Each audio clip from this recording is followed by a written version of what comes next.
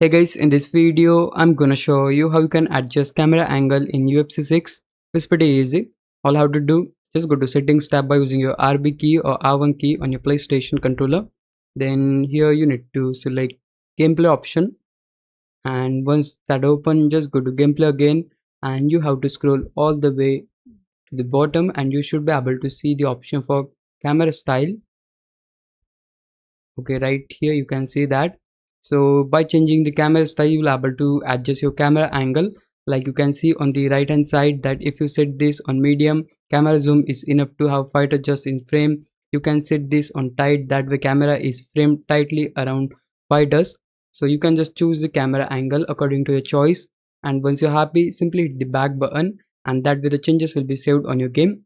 And it is that easy to adjust camera angle in UFC 6. Hope this would help you out. If it did, please leave a like and subscribe my channel. Thanks for watching.